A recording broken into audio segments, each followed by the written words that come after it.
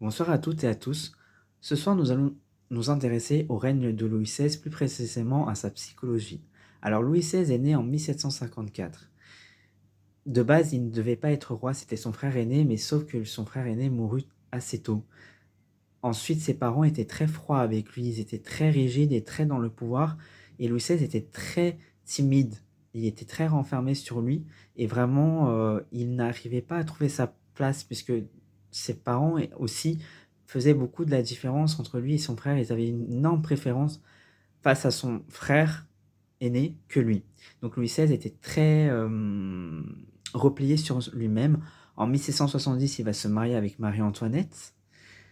Ensuite, il va longtemps ne pas consommer l'union, pas parce qu'il était froid, mais parce qu'il n'avait pas beaucoup confiance en lui, et parce qu'il était vraiment en distance par rapport à elle. En fait, il avait beaucoup de peur. Et donc, avec le temps, il va se rapprocher et ensuite, il lui donnera beaucoup sa confiance et beaucoup, il sera très proche d'elle. D'ailleurs, on lui reprochera plus tard qu'il lui a beaucoup donné de pouvoir parce que Marie-Antoinette avait beaucoup plus de force psychologiquement par rapport à lui, en fait. Et il était très attaché à elle.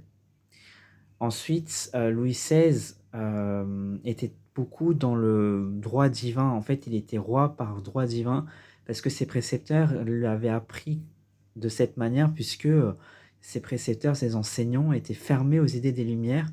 Et Louis XVI, d'ailleurs, il disait que les idées des Lumières étaient blasphématoires.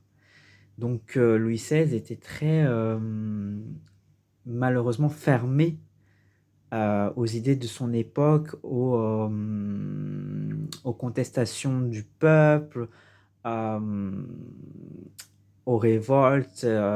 Il n'a pas su malheureusement voir qu'il y aurait la Révolution française et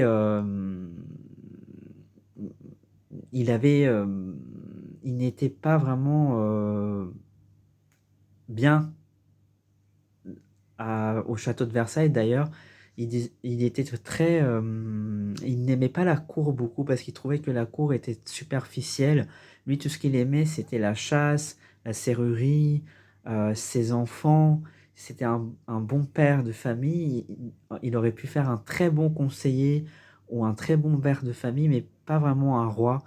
Et c'était très dur pour lui d'assumer toutes ces responsabilités qu'il n'a pas voulu de base, comme je l'ai dit, puisque c'était son frère aîné qui devait hériter. Ensuite, comme vous le savez, Louis XVI n'a pas vraiment su comment gérer les idées des révolutionnaires à partir de juillet 1789 jusqu'à 1793.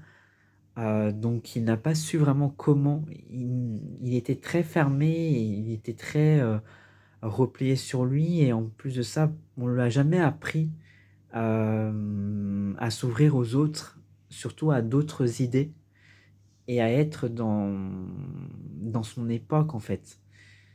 Et malheureusement, Louis XVI va connaître une fin tragique puisqu'il sera jugé coupable et guillotiné le 21 janvier 1793, place de la Révolution, actuelle place de la Concorde, et il restera toujours un roi incompris par son peuple, par l'histoire de France, et souvent on l'a caricaturé, alors qu'en fait c'était un roi qui était pas bien déjà dans son époque.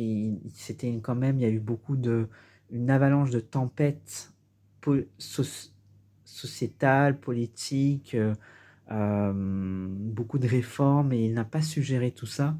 Et il était très timide, très réservé, il n'a rien demandé.